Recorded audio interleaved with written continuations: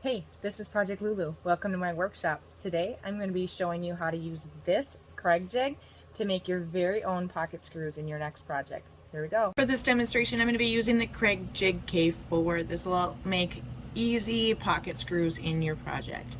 Here we go. The first step is going to be to set the drill guide to the thickness of your board. As you can see, it calls out the board thickness. You unscrew this, move it up and down. I'm working with 3/4 inch wood, so I'm going to set my board thickness to 3/4 of an inch and tighten her up. The next thing I need to set is the length of this drill bit. So my wood is 3/4 of an inch, so the end of the fattest portion of that drill bit is going to line up with the thickness of your wood again. Lining that up, adjusting this collar as needed, and tightening right there.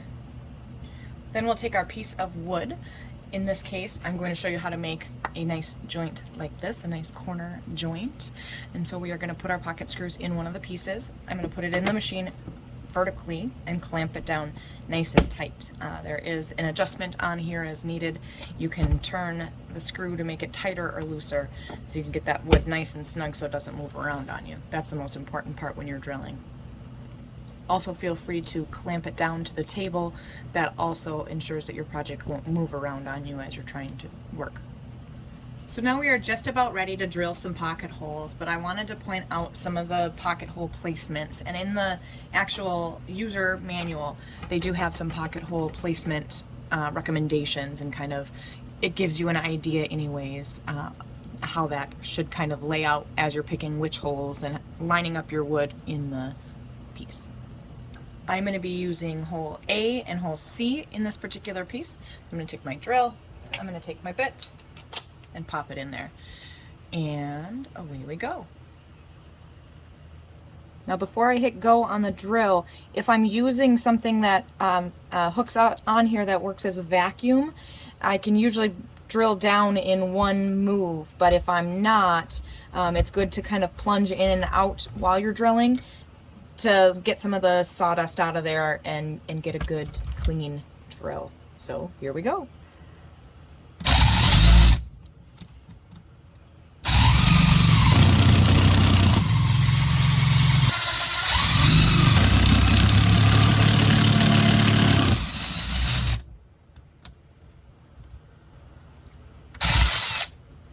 Kind of made a little mess there. Normally I like to use a vacuum, but for this, all intents and purposes here, we're just doing a little training. I'm going to go ahead and drill the second hole as well.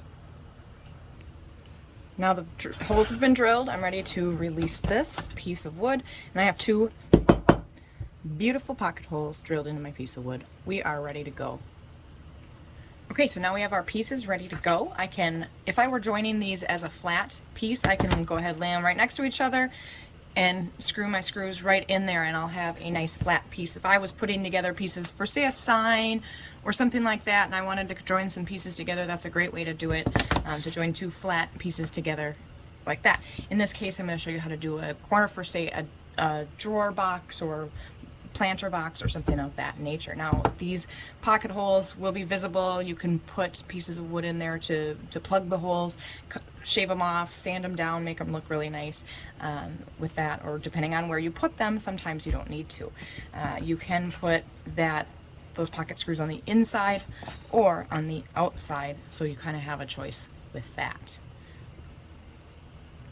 Okay, so I've put my pieces into a little clamp, and I feel a little like this is cheating, but that's really what woodworking is a series of small little life hacks like this one. So this one will hold it nice and square, so I can go ahead and screw right in there without having to worry about it kind of getting out of whack, so to say.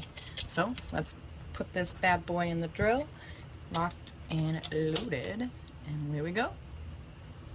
Now I am using the 1.25" Kreg pocket hole screws that are fine thread for use with hardwoods because I don't want to split my wood. So I've loaded on the attachment piece that came with it to screw it in. It's got a square head, and we get it in there and we screw.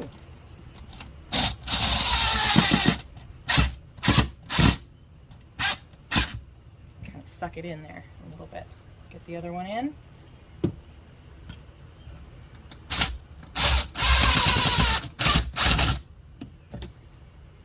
And we are done. I've popped it out of my handy dandy little clamp that I have for making corners, and this is solid as can be. Okay, that was it. Those are the basics of a pocket screw. You can use this for all sorts of projects. I use it for drawer boxes, frames. Actually, this project behind me was affixed with using the pocket screw system. I built a dresser with them. It really holds things together really, really well, and it's pretty user-friendly. So go do projects, and I will see you on the next episode.